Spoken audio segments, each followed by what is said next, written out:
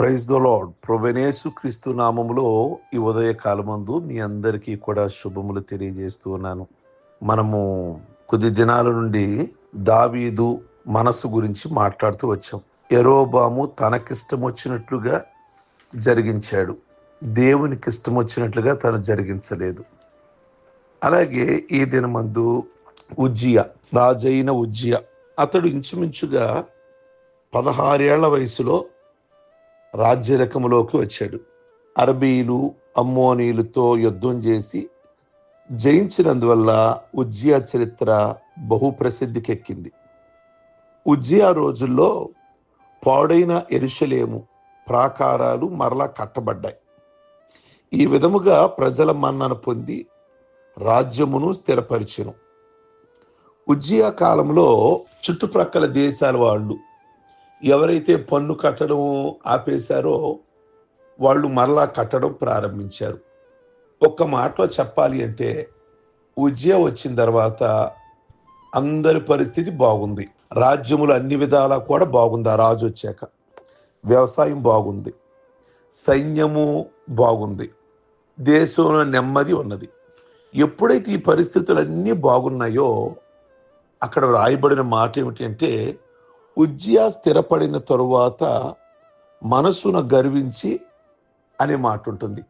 ఉజ్జియా ఎప్పుడైతే స్టాండర్డ్ అయ్యాను అనుకున్నాడో మనసులోకి గర్వం వచ్చేసింది. నిజంగా చాలా మందికి స్థిరపడిన తరువాతే జారిపోతుంటారు. స్థిరపడిన తరువాతే అంటే డెవలప్ అయిన తర్వాతే ఆత్మీయతలో పడిపోతూ ఉంటారు. బైబిల్లో ఒక దూత గురించి మాట్లాడతాం. మొదట్లో అది ప్రధానమైన దూత లూసిఫర్. దేవుడు దానికి ఒక పోస్టుని స్థిరపరిచాడు. ఎప్పుడైతే స్థిరపడిందో అప్పుడే తనలో గర్వం వచ్చేసింది, అప్పుడే పడిపోయింది. విశ్వాస జీవితంలో కూడా చాలామంది ప్రారంభ దినాల్లో చాలా అనుకువగా, చాలా విధేయతగా, చాలా భక్తి కలిగిన వారిగా, చాలా క్రమము కలిగిన వారిగా, చాలా ఆసక్తిగా ఎక్కడ మందిరానికి ఆగరు. ఉపవాసాలు కావచ్చు, దేవునికి ఇచ్చే విషయంలో కావచ్చు. మరి ప్రభు ఏం చూస్తాడో కానీ ఆ ప్రారంభంలో ఉన్న విధేయతో లేదా దేవునికి ఇచ్చే విషయమో, వాళ్ళ ప్రార్థనో, వాళ్ళ విధేయతో దేవుడు ఆశీర్వదిస్తాడు కుటుంబాన్ని లేదా ఒక వ్యక్తిని. ఇక ఆ తర్వాత వారి వ్యాపారంలో కానీ లేదా ఉద్యోగంలో కానీ లేక చేతి పనులలో కానీ లేదా చదువులో కానీ ఎప్పుడైతే స్థిరపడ్డారో ఇక ఆ వ్యక్తులలో గర్వం వచ్చేస్తుంది. లూసిఫర్కి అలాగే వచ్చింది. ఈరోజు మనం మాట్లాడుకుంటున్న ఉజ్జియా కూడా అప్పుడే వచ్చింది. ఇంకా నాకేంటి, ఇంకా నేను ఎవరు మాట వినాలి, సేవకుడు మాట వినవలసిన పని లేదు, నేను స్థిరపడ్డాను గనక. అన్ని విషయాల్లో సొంత ఇల్లుంది, పిల్లల పెళ్ళిళ్ళు అయిపోయాయి, అంతా బాగుంది.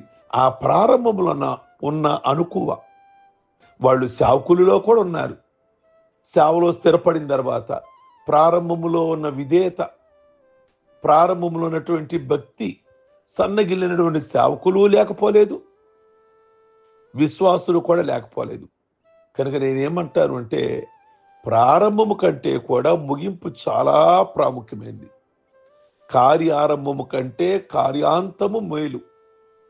ప్రియ దేవుని బిడ్డలారా, కనుక స్థిరపడిన తర్వాతే మనలో ఆసక్తి ఉండాలి. ఉజ్జియా స్థిరపడిన తర్వాత ఎక్కడికి వెళ్ళాడో తెలుసా? దేవుని మందిరంలోకి వెళ్ళి ఆయనే బలివ్వాలి అని అనుకున్నాడు. నువ్వు బయట వరకు రాజ్యరకం, లోపల దేవుని మందిరంలో దైవ సేవకులే అవి నిర్వర్తించాలి. దేవుడు వారిని ఏర్పాటు చేసుకున్నాడు, యాజకుల్ని, దేవుని సేవకులు. మనం ఎంతటి రాజులమైనా, ఎంతటి నాయకులమైనా, ఎంత పేరు ప్రఖ్యాతి కలిగిన వారమైనా మందిరానికి వెళ్ళిన తర్వాత హవా దేవుని సేవకులదే. వారే దేవుని సేవ చేయాలి, వారే బలులు అర్పించాలి. లోకంలో మనకి అన్ని స్థలాల్లో కూడా ఆధిక్యత ఉంటుంది. అదే ఆధిక్యత దేవుని మందిరంలో ప్రదర్శించాలి అని అనుకోవటం అవివేకం. నాకు బయట చాలా గుర్తింపు ఉంది, అందరూ నన్ను గౌరవిస్తారు, కానీ దేవుని మందిరంలో కూడా అదే కావాలి అనుకోవటం ఉజ్జియాలాగా ఉంటుంది. ఉజ్జియా రాజే, చుట్టుప్రక్కల రాజ్యాల వారు గౌరవిస్తున్నారు. లోపల ఉన్న వాళ్ళు, ఆ దేశంలో ఉన్న వాళ్ళు గౌరవిస్తున్నారు. కనుక దేవుని మందిరంలో కూడా దేవుని సేవకులు చేయాల్సిన పని ఆయన చేయాలనుకున్నాడు. అప్పటికి దేవుని సేవకులు చెప్పారు, అయ్యా బలి మీరు ఇవ్వకూడదు, అది మేము చేయాల్సిన పని. మీరు చేయాల్సిన పనులు బయట ఉన్నాయి, అవి మేము చేసేవి కాదు. దేవుడు మమ్మల్ని ఎన్నుకున్నాడు, ఈ కార్యక్రమాలు మేం చేస్తేనే మీకు ఆశీర్వాదం. మేము గృహప్రవేశం మేం చేయాలి, మేం బలులు ఇవ్వాలి, మేము మీకోసం ప్రార్థన చేయాలి, మేము చెయ్యేసి మీకోసం ప్రార్థన చేయాలి, అవి మీరు చేయకూడదయ్యా అని యాజకులు చెప్పారు. వాళ్ళందరి మీద కూడా ఆగ్రహం చేసి తన కోపాన్ని చూపించి దేవుని మందిరంలోకి వెళ్ళిపోయి ఉజ్జియా ఆ మందిరంలో బలులు ఇవ్వడం ప్రారంభించాడు. వెంటనే నొసట కుష్ఠరోగం బయలుదేరింది. దేవుని పనిష్మెంట్ ఎంత త్వరగా వచ్చేసిందో చూసారా? ప్రియ దేవుని బిడ్డలారా, మరలా ఆ రోజు నుంచి దేవుని మందిరంలోకి ప్రవేశించలేదు. దావీదు మనసుకును ఉజ్జియా మనసుకు ఉన్న వ్యత్యాసాన్ని మీరిప్పుడు గుర్తించుంటారని నేను అనుకుంటున్నాను. దావీదు మనసు ఎలా ఉంటుంది అంటే, అభిషేకించబడిన వ్యక్తి వాళ్ళ మామగారే, అతని చెంగు కోశానని చాలా తన మనసులో నొచ్చుకున్నాడు. అభిషేకించబడిన వారిని ఎందుకు ఎలా చేశాను, నేను తొందరపడ్డానా, నా వెనకున్న వారి మాటలు విని నేను ఆవేశపడ్డానా, వాళ్ళ గురించి ఎందుకు ఇలా మాట్లాడాను, ఎందుకు వాళ్ళకి అలా చేశాను అనుకున్నాడు. ఆ పశ్చాత్తాపం ఉజ్జియాలో లేదు. ప్రియ దేవుని బిడ్డలారా, వాళ్ళని రాజులని అతను ఎంతగా అంటే అభిషేకించబడిన రాజుని లెక్క చేయలేదు. వాళ్ళని త్రోసివేసి ఈయనే బలివ్వడానికి ముందుకు వచ్చాడు. కనుక దావీదు మనసుకిను ఉజ్జియా మనసుకి ఎంత తేడా ఉన్నదో జ్ఞాపకం చేసుకోండి.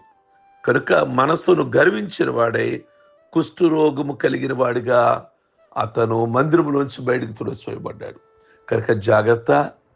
దేవుడు మనల్ని దీవించినప్పుడు ఇతరులకి ఎంత విధేయత ఉన్నదో దీవించాక ఇంకా విధేయత కలిగిన వారుగా ఉండాలి.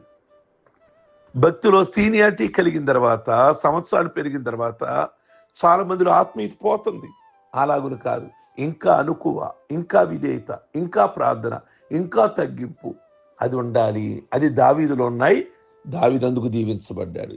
ఉజ్జియాలో డెవలప్ అయ్యాక అతనిలో ఆ మనసు వచ్చింది, డౌన్ అయిపోయాడు.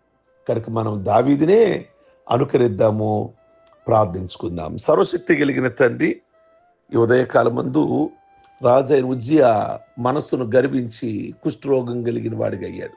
ఈరోజు మేము దీవించబడ్డాక, ఆస్వాదించబడ్డాక ఏ విషయంలోనైనా మొదటి విధేయత కంటే, మొదటి ప్రార్థన కంటే, మొదటి పరిశుద్ధత కంటే, మొదటి అనుకువ కంటే మీ సన్నిధిలో ప్రభువా ఆసక్తి కలిగి జీవించడానికి కృపనిమ్మని ప్రార్థిస్తున్నాం.